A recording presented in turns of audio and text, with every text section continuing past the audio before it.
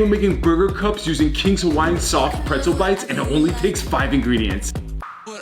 What? These are just the best mini burgers.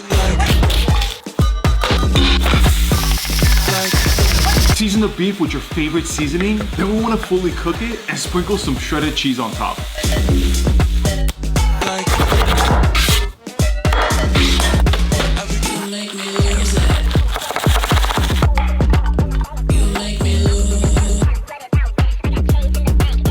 Finally, we're gonna top it off with these King's Hawaiian soft pretzel bites.